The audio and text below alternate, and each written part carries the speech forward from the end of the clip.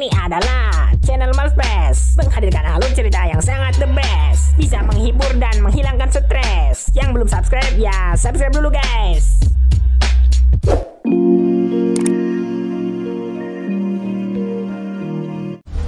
Halo kawan-kawan Borangan, welcome back with me Sam. Siap menghibur kalian hari ini. How are you today kalian? Semoga sehat-sehat dan bahagia selalu.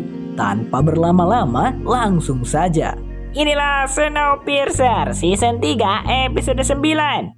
Episode 9 akan membawa kita ke 3 bulan sebelumnya dan berfokus pada kehidupan seorang Melanie.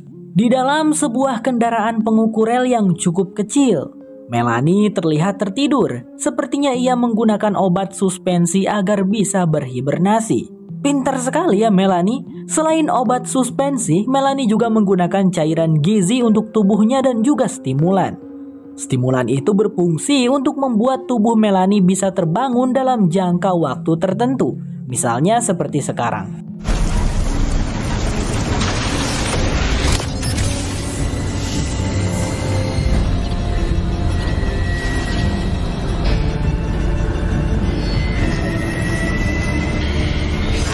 "90 hari sudah berlalu sejak Melanie menaiki kendaraan kecil itu. Melanie terus berusaha dan mencoba untuk melacak keberadaannya Snowpiercer. Ia pun berupaya berpindah dari satu jalur rel ke jalur yang lain, tetapi hasilnya nihil. Ketika terbangun, Melanie akan berusaha olahraga untuk menjaga tubuhnya tetap fit. Dan setelah mengganti jalur rel, Melanie akan kembali tertidur dan mengatur program agar dirinya bisa terbangun 8 hari kemudian. Selama berminggu-minggu berikutnya, Melanie terus melakukannya dengan rutin. Terbangun dari hibernasi, mengecek dan memeriksa data, olahraga, mengganti jalur rel, mengatur waktu bangun, lalu kembali tertidur. Lalu bangun lagi setelah 8 hari. Begitu seterusnya Melanie melakukannya tanpa henti. Kadang wanita itu harus menahan rasa sakit di perutnya yang tidak mengkonsumsi apapun. Kadang wanita itu menangis meratapi nasibnya. Dan terkadang kepalanya tak sengaja kejedot atap kendaraan pengukur rel. Malang sekali. Hingga di hari ke-172, Melanie kehabisan cairan stimulan yang berarti dirinya tidak akan bisa bangun lagi dari tidur akibat obat suspensi. Wanita itu hanya bisa berharap Alex dan yang lainnya akan menemukan dirinya. I don't think my body's strong enough to wake from suspension. The last of my stimulants gone. You're 172. No visual yet, but we're getting a signal. And our old selves won't hold us back. It's with thoughts of you, Alex.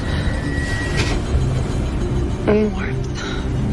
Scene pun kembali ke masa sekarang. Hari sudah malam, kereta Snowpiercer masih belum bisa menyusul kendaraan Melanie. Tetapi di dalam radar mereka semakin dekat dengan kendaraan Melanie itu. Hingga singkatnya ketika jarak mereka sudah 500 meter dengan kendaraan pengangkut rel itu, akhirnya terlihat oleh Ben dan kawan-kawan. Layton, Josie dan Ben langsung bergegas untuk bersiap menjemput Melanie. Sementara Alex dan Jappy stay di ruang engine untuk mengendalikan kereta dan rel. Ben pergi ke ruangan, apa itu namanya? Pokoknya ruangan tempat si Alex sama LJ ngudud waktu itu. Ternyata fungsinya adalah itu. Dari tempat tersebut Ben mengendalikan kontrol penderek. Sementara Layton dan Josie bersiap di ruang kedap dingin. Mereka berdua pun memakai kostum pelindungnya. Beruntung di depan ada jalur rel cadangan, sehingga Alex dan Jappy bisa memindahkan jalurnya kendaraan Melanie ke jalur rel cadangan sehingga lebih dekat dengan kereta Snowpiercer. Ben lalu menurunkan pengait. Setelah itu, Josie dengan penuh keberanian melompat dan bergelantungan pada pengait itu. It's narrow gauge. Javi, switch it to it. On it. Mom, if you're there, please come in.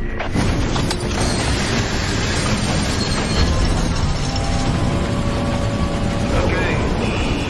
Ben, bring it down. Josie si lincah dengan tanpa kendala berarti pun berhasil mengaitkan pengait tersebut pada kendaraan pengukur rel Melanie. Lalu setelah itu memberi aba-aba pada Ben untuk segera mengangkatnya. Layton menyambut Josie saat kembali masuk ke ruang kedap dingin. Lalu mereka membukakan atap gerbong secara manual sehingga Ben bisa menaruh kendaraan Melanie itu di dalam gerbong ruang kedap dingin.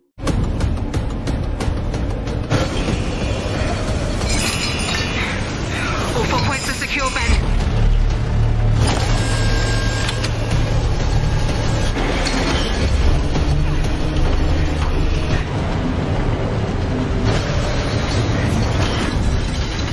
He's on board. Alex di depan sana langsung berlari ke belakang karena tentunya ia sangat ingin melihat keadaan ibunya. Mr. Wilport yang mengintip dari jendela juga tersenyum senang mengetahui mereka sudah menjemput Melanie. Terlihat Bastille juga datang sambil membawa Bu Dr. Janet. Mereka semua lalu membuka pintu kendaraan pengukur rel itu dan sangat senang mendapati Melanie masih hidup. Mereka pun cukup kagum dengan kecerdasan Melanie yang bertahan hidup dengan menggunakan obat suspensi. Tak ada yang menyangka. Bu Dr. Janet segera memerintahkan orang-orang di sana untuk mengeluarkan Melanie dan membawanya ke ruang rawat. Let's get her out. Let's get her out. Suspension drugs. That's how she survived without. Out. Everybody out. Out. Singkat cerita, 3 hari kemudian Melanie masih belum siuman. Terlihat Alexandra senantiasa setia menemani Melanie sampai ketiduran di ruang rawat. Dan pada saat itu, akhirnya Melanie tersadar. Awalnya Melanie berpikir ini mimpi dan mencoba membangunkan Alexandra. Tampaklah raut wajah bahagia dari keduanya ketika saling bertatapan lalu berpelukan erat. Mereka menangis dan tertawa, terlalu bahagia sampai-sampai tak bisa berkata-kata. Ben juga datang tak berselang lama. Ben sangat senang melihat Melanie kekasihnya sudah siuman. Mereka pun tertawa bersama, menertawakan kebahagiaan mereka karena akhirnya bisa bertemu lagi. Padahal sebelumnya itu bisa dibilang mustahil. Beberapa saat kemudian, Layton yang mengunjungi Melanie. Mereka saling sapa dan senang. Melanie berterima kasih kepada Babang Layton karena sudah menjaga Alexandra dan memimpin Snowpiercer. Dan Melanie meminta sesuatu hal dari Layton. "Tolong bawa aku keluar dari sini, Bang Layton," ucap Melanie. Alexandra terlihat menemui Wilport dan menceritakan tentang keadaan Melanie. Wilport tentu saja merasa sangat kagum dengan bagaimana cara Melanie bertahan hidup. Sedikit informasi, di jalur tes Gunung Rocky terdapat sebuah gedung yang di dalamnya ada kendaraan pengukur rel dan juga lab penuh persediaan obat. Jadi begitulah caranya Melanie mendapatkan kendaraan pengangkut rel dan cairan-cairan obat, suspensi stimulan gizi ya. Mr. Wilport berkata ingin menemui Melanie, tetapi Alexandra mengabaikannya dan pergi.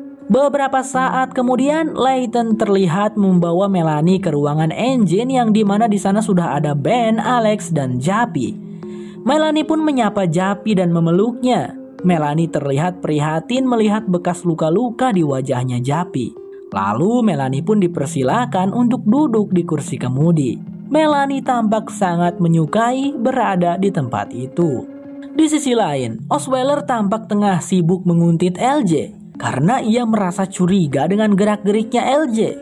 Benar saja, ketika sampai di gerbong pasar, Dr. Hedwood menemuinya dan memberikan sesuatu kepada LJ. Dan Osweiler sangat penasaran apa itu. Hingga singkat cerita, Osweiler pun melihat LJ memberikan benda tersebut kepada mantan anak buahnya Terence. Osweiler di rumah langsung memarahi LJ. Ia kecewa pada LJ yang sampai saat ini terus saja bersiasat dan licik. Lalu tiba-tiba LJ mendorong Osweiler dan mengeluarkan pisau tajamnya. LJ balik marah karena ia berpikir Osweiler tulus mencintainya, bisa mencintai dirinya tanpa harus mengubah sifat dirinya. "Inilah aku, Mas Osweiler. Inilah jati diriku. Aku memang seperti ini," ungkap LJ. Dengan panik dan ketakutan, Osweiler meminta maaf sambil mengatakan, "Aku mencintaimu." LJ pun membalas, "Aku mencintaimu juga. Dan aku rela mengorbankan yang kucintai demi keinginanku," ucap LJ sambil memeluk Osweiler. Anjir, ngeri juga punya istri psikopat begini. I do love you. I do love you, okay? Femoral artery, iliac.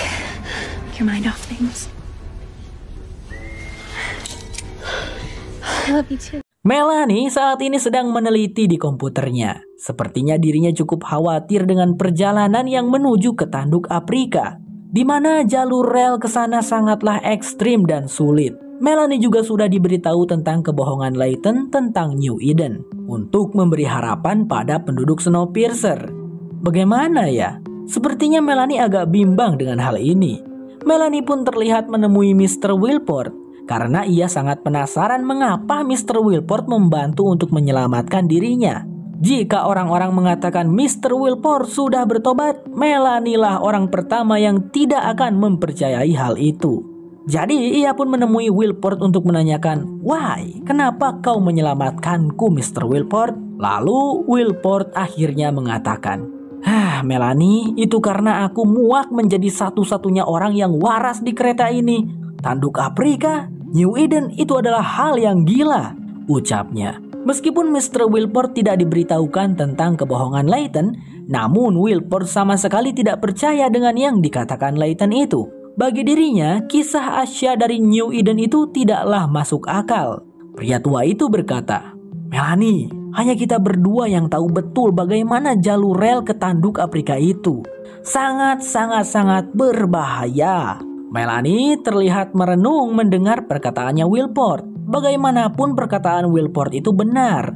Data memang menunjukkan tempat itu hangat. Tetapi apa gunanya jika kemungkinan terbesarnya adalah mereka tidak berhasil selamat sampai ke tempat itu karena jalur rel yang berbahaya. Perjalanan ini sama saja dengan bunuh diri. Sementara itu di ruang engine, Layton berbincang-bincang dengan Ben. Ia curhat tentang hubungannya dengan Zarah yang sekarang hanya sebatas orang tua saja. Dan jujur, Layton punya perasaannya sama Josie. Tapi Layton agak ragu untuk mengungkapkannya. Layton, dulu aku juga butuh waktu bertahun-tahun untuk mengungkapkan perasaanku pada Melanie.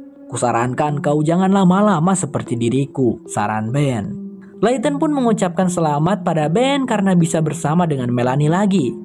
Dan terima kasih sarannya. Sekarang aku termotivasi, ucap Layton. Layton tidak tahu kalau Ben dan Josie pernah... sudahlah. Beberapa saat kemudian, Ruthie dan Tristan tampak sedang sibuk dalam persiapan pesta penduduk Snowpiercer untuk perayaan menuju ke New Eden. Itu adalah ide Ruthie dengan berharap bisa membuat para penduduk merasakan refreshing.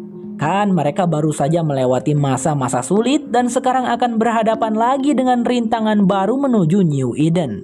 Melanie dan Alexandra juga sedang bersiap dan berdandan cantik untuk menghadiri pesta perayaan New Eden. Mereka berdua di sana cukup lama berbincang-bincang. Tentu saja Melanie di situ menyinggung tentang New Eden, perjalanan ke sana yang sangat berbahaya bagi semua orang. Tetapi Alexandra mengatakan sesuatu yang bijak. Tentang Melanie yang mereka pikir sudah mati, 100% orang-orang menduga Melanie meninggoy. Tapi lihatlah keajaiban yang terjadi, Melanie masih hidup. Begitu pula New Eden, tidak ada yang tidak mungkin selama Tuhan berkehendak, Ibu, ungkap Alexandra. 100% never coming back, or at least that's what the intel said. It's bad or it's absent. We could derail before we even get there. But we made the call.